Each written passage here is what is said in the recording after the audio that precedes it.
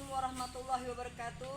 Nama saya Ina Zulaika dari SMA Negeri 1 Merapi Selatan Lahat.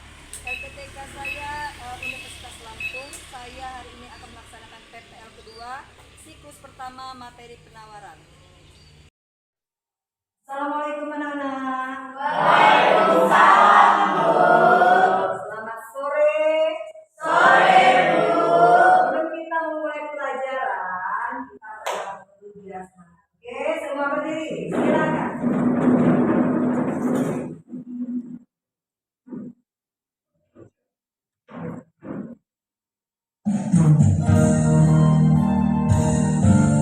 Smart teacher, saya bikin, saya rasa, saya bisa.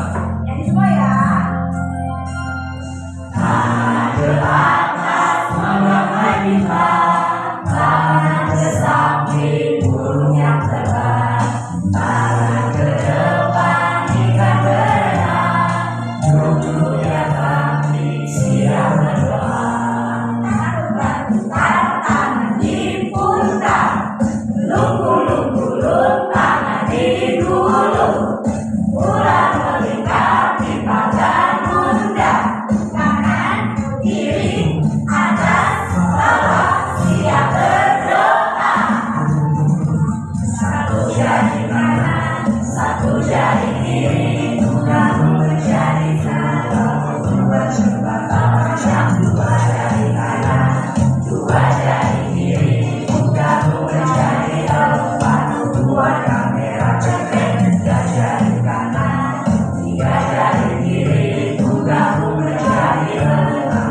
Dua tentara tinggi. Empat jari kanan, empat jari kiri. Kamu menjadi delapan. Dua telinga risik. Empat jari kanan, lima jari kiri.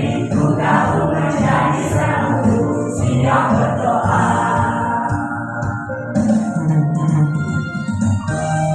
Ayo belajar, kemudian kita berdoa. Berdoa mulai.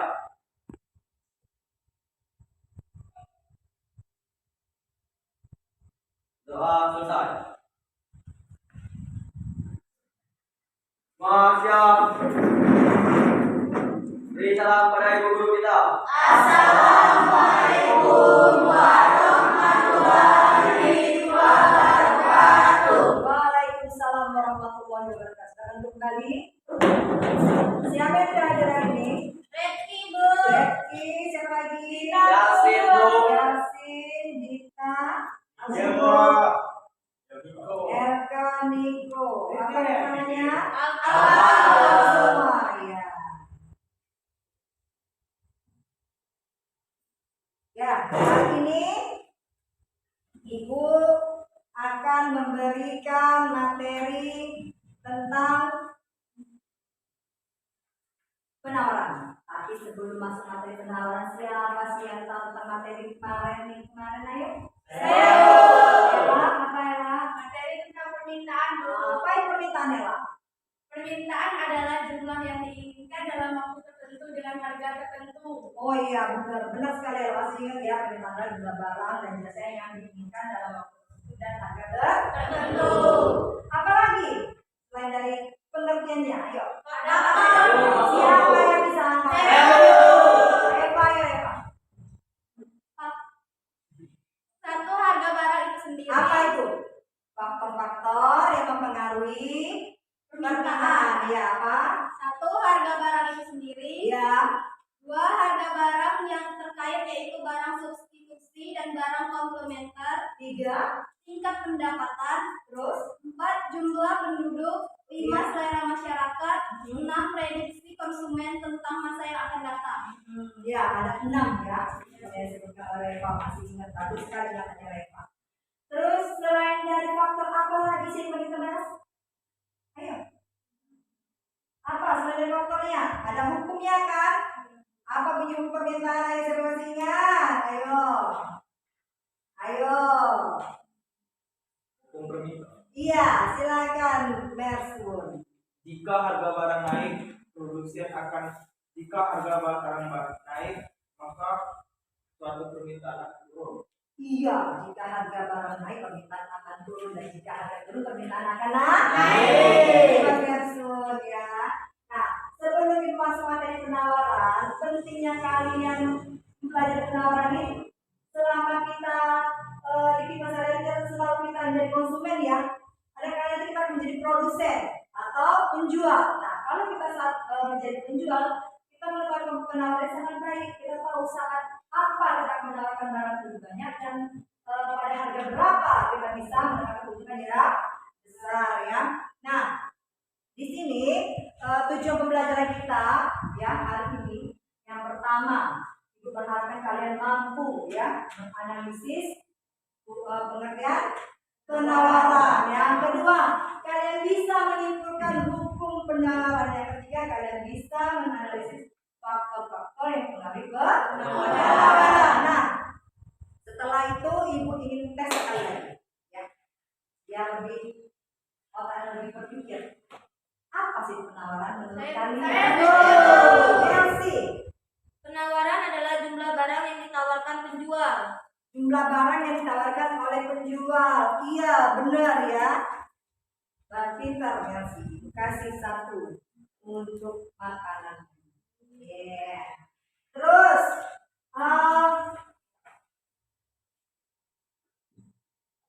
apa saja sih faktor-faktor yang mempengaruhi penawaran? Masdi. 1. Harga barang, 2. Jumlah penjual, 3. Bencana alam, Bu. Iya, ini yang masih diketahui ini buat Nasdi. Ini anak saya yang itu ya. Ini buat Nasdi. Iya, ada harga barang, terus jumlah penjual dan bencana alam. Pintar. Nah, dalam kehidupan sehari-hari ya, dalam kehidupan sehari-hari itu, mengapa sih saat harga barang naik, produsen lebih cenderung banyak menawarkan barang yang dijualnya? Karena produsen akan mendapatkan untung yang lebih besar. Iya, posisi yang kedua produsen akan mencari untung yang lebih besar ya. Misalnya harganya tinggi, kita akan menjual sebanyak mungkin barangnya. Ya. Terus dapatkah kalian sebutkan sih contoh kegiatan penawaran yang kalian mungkin sehari itu apa? Gitu. Saat harga cabai mahal, Bu, maka penjual akan menjual cabai jumlah cabai yang banyak. Iya. Sekarang ini bukan cabai saja yang mahal ya. Saat cabai mahal, penjual cabai akan menjual cabai lebih banyak. Biasanya menjual 30 kilo mungkin satu hari. Saat harga cabai menjadi 60.000, pertama ada 30.000 ya. Saat 60.000 nanti dia akan menjual sampai 60 kilo. Bagaimana dia harus bisa menjual lebih banyak lagi. Ini buat window. Ya. Nah, iya, sama-sama. Di sini sebelum kita menganalisis apa itu penawaran, apa itu faktor penawaran, bagaimana bentuk penawaran, itu akan memberikan materi sedikit ya. Lihat sekarang lihat catatan slide ya. Nah, di sini kita akan membahas tentang permintaan dan juga penawaran. Nah, sebelum itu, mari perkenalkan terlebih dahulu dengan anggota dari timnya. Diperhatikan ya. Nah, di sini kita akan memberitahukan terlebih dahulu tentang potensi ini dan potensi dasar dari materi ini. Nah, silakan teman-teman bisa baca ya tentang KI dan cari materinya.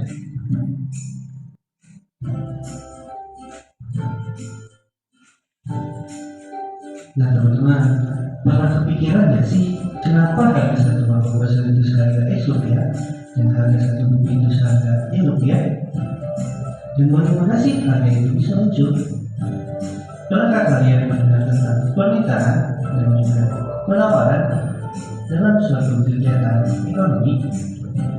Nah, mari kita bahas satu-satu. Yang pertama adalah penawaran. Nah, secara umum, istilah penawaran diartikan sebagai jumlah barang atau jasa yang tersedia di dalam suatu pasar. Nah, penawaran bisa timbul dikarenakan ada suatu keinginan seseorang untuk melakukan sebuah produksi yang disertai kesediaan bahan baku dan juga kemampuan produsen untuk mengolah yang akhirnya menghasilkan sebuah barang. Nah, di sini ada faktor-faktor yang mempengaruhi penawaran. Yang pertama adalah harga barang itu sendiri, harga faktor produksi, biaya produksi, teknologi juga menjaga juga kebijakan pemerintah. Nah, sedangkan bunyi hukum penawaran apabila suatu harga barang naik, maka jumlah penawaran pun akan ikut naik. Dan apabila suatu harga barang turun, maka jumlah penawaran pun akan ikut turun. Nah, dari penjelasan tersebut bisa kita simpulkan bahwa bunyi hukum penawaran itu bersifat positif karena naik dan turunnya jumlah penawaran mengikuti dengan naik turunnya harga barang. Oke teman-teman, itu adalah sedikit pengenalan tentang penawaran dalam kegiatan ekonomi. Nah sekarang Saya jelaskan ya, apa itu penawaran. Tadi sudah ada disebutkan oleh siapa tadi? Mercy, pengertian penawaran. Siapa bisa menangkapnya lagi? Stefani. Penawaran adalah kuantitas barang dan jasa yang tersedia dan dapat ditawarkan oleh produsen kepada konsumen pada setiap tingkat harga selama periode waktu tertentu. Iya, itu yang tepat ya. Setiap harga barang itu tersedianya harga barang dan jasa yang disiapkan oleh produsen pada tingkat harga tertentu dan waktu tertentu. Tadi Mas sudah bilang ada 3 faktor yang membuat penawaran. Harga barang, 2 kemampuan teknologi, 3 bencana alam, 4 harga barang pengganti, 5 biaya produksi, 6 perkiraan harga masa depan, 7 peningkatan jumlah produksi. Iya, ada 7 ya. Dia sebagian besar hampir sama dengan faktor yang dari permintaan. Hanya ada berapa yang berbeda ya? Dari berapa permintaan? Ada berapa perbedaannya? Ada berapa permintaan ayo? Ada berapa? Ada bencana alam, Bu. Iya, perbedaan pertama ada bencana alam. Boleh kasih lihat sama Ella. Nah, ada yang bedanya dari permintaan apa? Bencana alam. Maka kualitas yang ditawarkan akan meningkat. Kuantitas ya. Kuantitas. Kuantitas yang ditawarkan akan meningkat. Dan sebaliknya, jika harga suatu barang dan jasa menurun, maka kuantitas yang ditawarkan juga menurun. Iya, jadi jika harga suatu barang atau jasa itu meningkat, maka kuantitas yang ditawarkan pun akan meningkat. Dan sebaliknya, jika harga barang atau jasa itu menurun, maka kuantitas yang ditawarkan akan menurun. Ya, hubungannya positif ya antara harga dengan kuantitas yang ditawarkan. Kemarin saya tulis Pak. Sampai sini ada yang mau ditanyakan. Kalau nanti ya kasih berikutnya ya. Ayo, berikut Ibu. Ya, kelompok 1 ya. Kelompok 1 dikasih kasus tentang penjualan pakaian hewan jasa lebaran. Kenapa? Kalian cari penyebabnya apa, alasannya apa, pokoknya dianalisis ya yang sesuai dengan hukum penawaran. Siapa yang mau kasus handphone dan alat komunikasi masa kini yang terjual lebih banyak? Ya, di kelompok 2 ya. Silakan dianalisis dan diteliti cari penyelesaian masalahnya. Yang ketiga, yang make up siapa yang mau? 3. Silakan kerjakan, cari permasalahannya dan kerjakan. Silakan dibuat siapa yang berperan. Seperti kemarin, moderatornya siapa, ya, yang mencatat siapa, kalau menyampaikan pendapat semua harus berperan ya, aktif akan nilai semua. Jelas? Silakan kerjakan. Ya, buat pertanyaan dan dicari pemecahan masalahnya.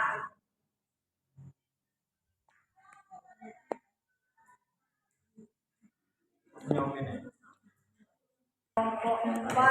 3 ya. 3 panel art.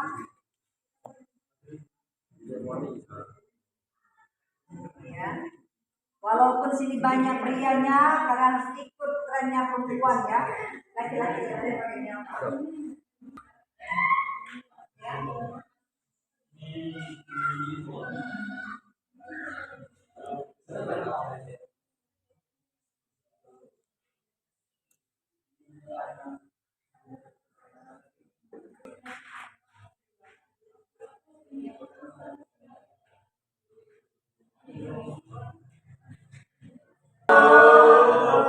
Kita yang kreatif ya, yang bersemangat.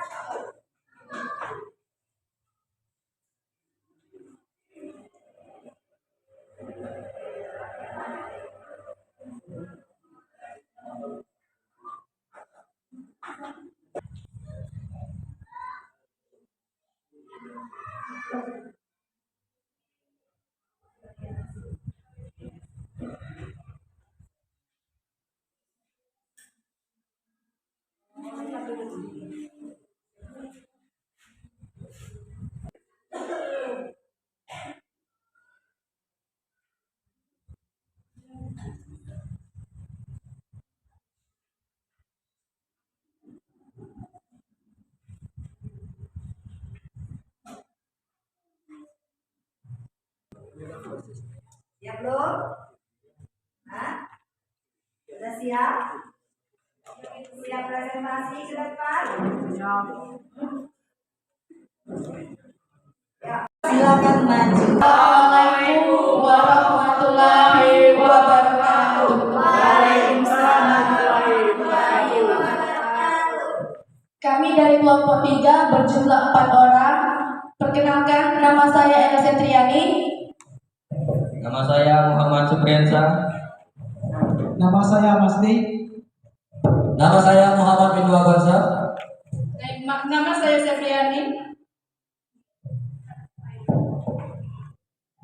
Sebelum kami memaparkan materi studi kasus 4 tentang ada cuan di balik keindahan LA, kami akan menampilkan sedikit yel-yel untuk teman-teman sekalian.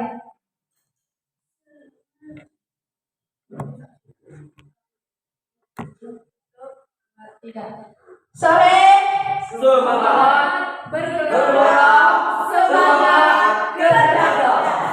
Moto kita, terus gaspol. bum bum tak, bum bum bo, bum bum tak, bum bum ha. Baiklah, itulah sedikit yel-yel dari kami. Silakan. Baiklah, kami akan memulai materi tentang ada cuan di balik keindahan nail art. Nail art tidak hanya mempercantik penampilan perempuan, tapi juga menjadi peluang bisnis atau usaha yang menggiurkan bagi lulusan vokasi bidang tata kecantikan. Pasalnya, seni menghias atau merias kuku ini semakin berkembang di tengah kebutuhan kaum hawa untuk merawat dan mendandani kuku menjadi sehat dan cantik. Tidak hanya untuk acara khusus seperti pernikahan, tetapi juga untuk menyempurnakan penampilan sehari-hari. Saat ini, penggemar nail art tidak hanya dari kalangan menengah atas, selebritas, baker, blogger, maupun beauty enthusiast. Masyarakat umum juga sudah mulai bisa mematok tarif sekitar Rp150.000 untuk jari-jari tangan kliennya. Kebutuhan nails banyak sebenarnya. Hampir setiap salon ada layanan penawaran merias kuku. Nailist juga bisa bekerja secara freelance, kata Cahya, yang juga seorang pengajar di sebuah sekolah kecantikan ternama di Indonesia. Baiklah, di sini kami sudah menyiapkan 2 pertanyaan yang akan dipecahkan. Pertanyaan yang pertama, mengapa nail art sangat digemari pada masa sekarang dan apa hubungannya dengan permintaan? Pertanyaan yang kedua, Penawaran. Bukan permintaan, tapi penawaran. Yang kedua, jelaskan faktor apa saja yang mempengaruhi penawaran nail art kepada konsumen. Pertanyaan yang pertama yang akan dijawab oleh saya sendiri. Karena nail art tidak hanya mempercantik penampilan perempuan, tapi juga menjadi peluang bisnis atau usaha yang menggiurkan bagi lulusan vokasi bidang tata kecantikan. Pasalnya, seni menghias atau merias kuku ini semakin berkembang di tengah kebutuhan kaum hawa untuk merawat dan mendandani kuku menjadi sehat dan cantik. Tidak hanya untuk acara khusus, tetapi pernikahan, tetapi juga untuk menyempurnakan penampilan sehari-hari. Pertanyaan yang kedua yang akan dijawab oleh Muhammad Supriyansa. Kepada Muhammad Supriyansa, kami persilakan. Assalamualaikum warahmatullahi wabarakatuh. Waalaikumsalam. Saya akan menjawab pertanyaan kedua. 1. Tren atau selera masyarakat. 2. Terdapat barang pengganti dan barang pelengkap. 3. Tingkat pendapatan. 4. Jumlah penduduk. 5. Harga barang. Terima kasih. Baiklah, itu 2 pertanyaan yang dapat kami pecahkan. Untuk selanjutnya, bagi teman-teman yang ingin bertanya atau memberikan saran, kami persilakan. Baiklah, kepada kelompok 1 Repa, kami persilakan. Assalamualaikum warahmatullahi wabarakatuh.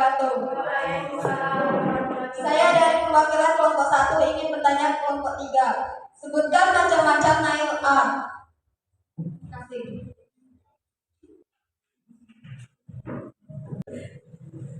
Baiklah, untuk pertanyaan yang kedua yang akan dijawab oleh teman kami yang bernama Window Alfansa. Kepada Window kami silakan. Assalamualaikum warahmatullahi wabarakatuh. Waalaikumsalam warahmatullahi wabarakatuh. Saya dari kelompok 1 akan menjawab pertanyaan dari kelompok 2. Kebanyakan prosedur nail art membutuhkan waktu 1 hingga 1,5 jam dari awal hingga selesai. Meskipun bisa lebih lama, tergantung pada tingkat kesulitan desain yang Anda pilih. Wah, hebat. Bapak tahu Pak, satu setengah jam Pak. Oh, satu coba. Dan membacanya Pak ya? Oh iya, silakan.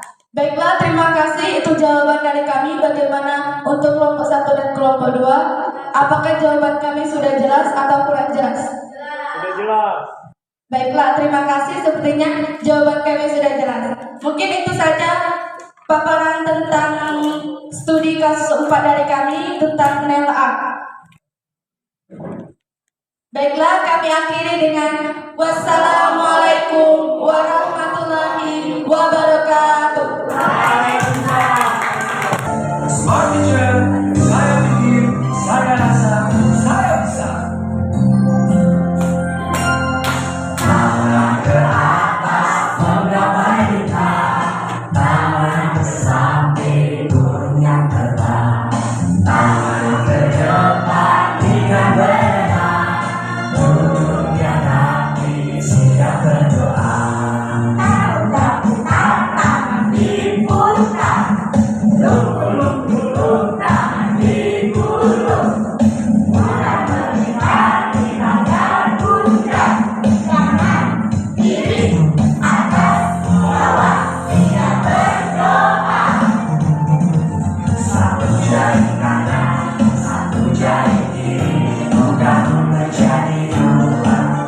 Jembatan panjang, dua jari kanan, dua jari kiri, menggabung menjadi empat.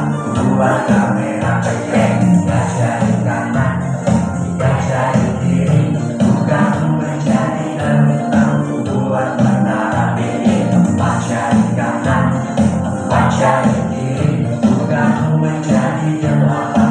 Dua telinga licin, lima jari kanan, lima jari kiri, menggabung menjadi 10. Siap berdoa. Kita dapat menggunakan handphone, telepon genggam atau handphone untuk alat komunikasi dan juga alat bantu konsumen. Seperti kita dapat menggunakan telepon genggam untuk menjual produk-produk yang kita hasilkan sehingga bisa memberikan keuntungan yang besar.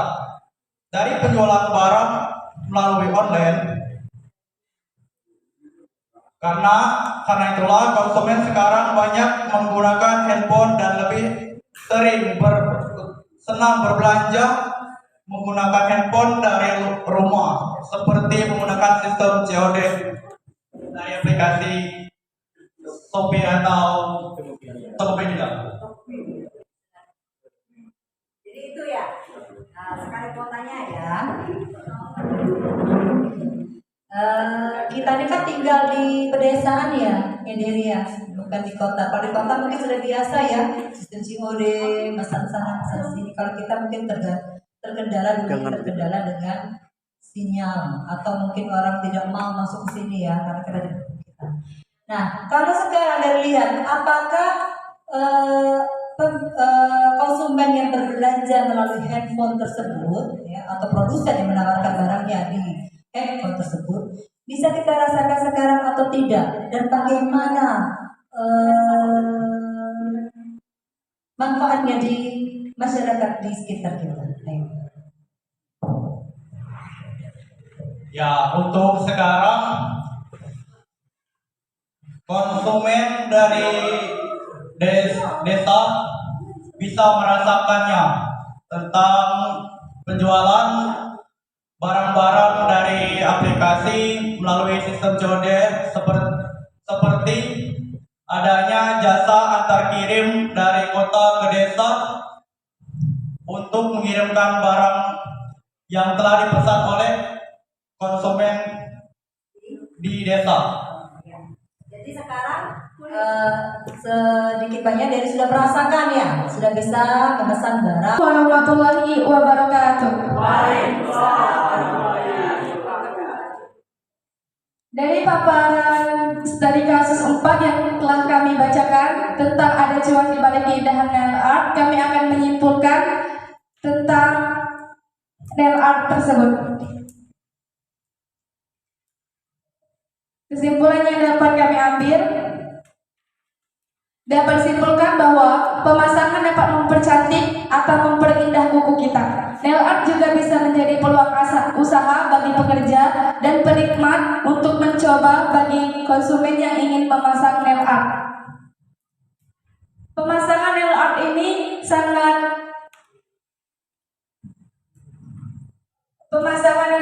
sangat bergantung kepada penawaran yang telah kita bahas. Nail art ini banyak dipromosikan melalui sosial media. Semakin cantik pemasangan nail art akan membuat konsumen tertarik untuk memasang dan mempercantik kuku. Sehingga nail art bisa saja mengalami kenaikan harga dan membuat para konsumen melakukan penawaran. Dari peningkatannya harga nail art akan membuat konsumen menjadi melakukan penawaran.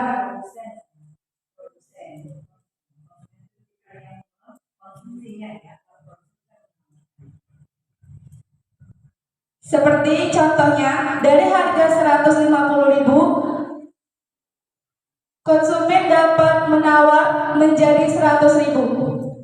Itu contoh dari kami atau kesimpulan yang dapat kami paparkan tentang nail art. Terima kasih. Mau tanya dulu ya tentang nail art. Masalah ibu buta tentang nail art ya. Walaupun ibu sudah 43 tahun, tapi belum tahu apa itu nail art. Sekarang ibu tanya, kecenderungan biasanya tuh anak remaja putri ya, kecenderungan remaja putri untuk memakai nail art itu dipengaruhi oleh apa sih? Dan bagaimana cara kalian yang di sini daerah pedesaan sudah bisa belum merasakan tentang penawaran tentang nail art tersebut? Apakah kita harus ke kota dulu kan? Atau kita bisa di sini kan? Ya, untuk bisa mencoba nail art tersebut. Silakan. Baiklah, untuk pengaruh dari pemasangan nail art ini adalah tentang peningkatannya modernisasi di desa kami. Itu dapat dipasang tidak hanya untuk di kota, bisa saja di desa kami. Karena sekarang ini banyak sekali produsen yang sudah melakukan pemasangan nail art, sehingga konsumen banyak sekali berminat. Karena produsen sekarang ini sudah melakukan melakukan promosi di handphone, sehingga Bisa COD ya, nail art bisa ya? di sini sudah banyak pemasangan nail art di desa kami, Bu. Oh iya, di mana desa dasar?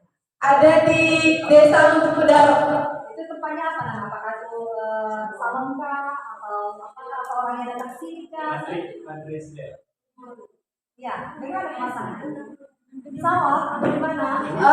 Untuk di desa kami sekarang masih memasangnya di rumah biasa, Bu. Belum buka salon. Bagi orang yang rumah-rumah itu. Oh iya. Oke. Silakan menjelaskan seperti itu. Baiklah, kami tutup dengan wassalamualaikum warahmatullahi wabarakatuh.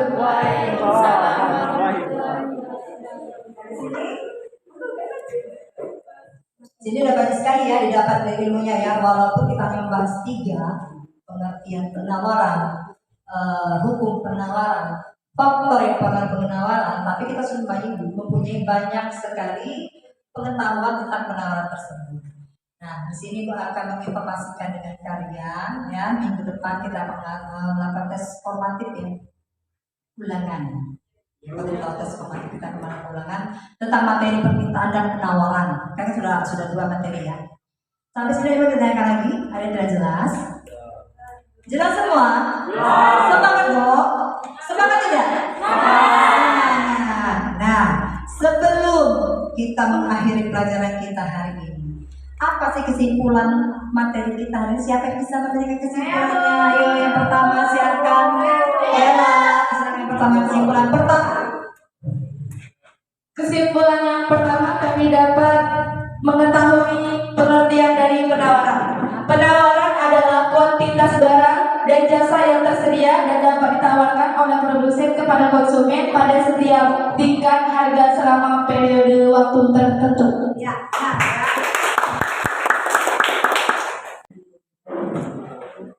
Sekarang Ibu akan melakukan post test ya. Ibu kasih waktu 5 menit.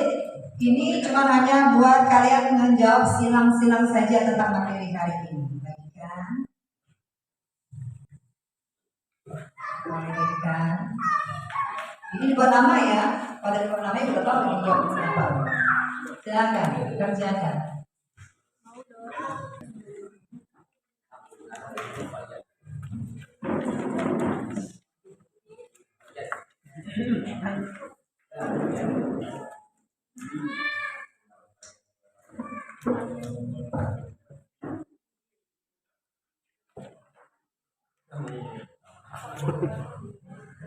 Sudah? Sekarang dari Ibu tadi melihat keaktifan siswa. Ulang lagi. Tapi yang warna orange. Yang aktif di sini, jeng jeng jeng jeng jeng jeng, siapa ya? Jeng jeng jeng jeng jeng jeng jeng jeng jeng. Ella.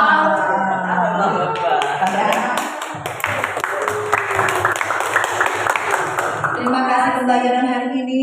Dari pembelajaran ini akan memberikan pesan moral positif buat kalian. Pentingnya mengerti penawaran di mana nanti kalian akan terjun ke masyarakat dan mungkin nanti kalian akan menjadi posisi produsen bukan konsumen. Jadi saat kalian memberikan penawaran barang tersebut, kalian bisa menentukan saat harga berapa kalian akan memberikan penawaran barang yang lebih banyak daripada yang tidak. Terus juga kalian bisa memperhatikan faktor-faktor apa saja yang bisa mempengaruhi penawaran yang akan saya berikan kepada konsumen. Ya, jelas? Jelas. Sekian hari ini, silakan berdoa. Tutup dengan doa. Pimpin doa si Supri. Silakan berdoa pulang Supri. Adalah kawan-kawan, sebelum pulang kita berdoa. Berdoa mulai.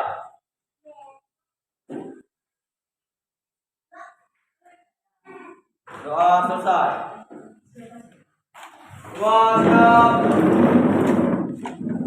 Beri salam pada ibu guru kita. Waalaikumsalam warahmatullahi wabarakatuh. Silakan pulang. Hati-hati di jalan ya.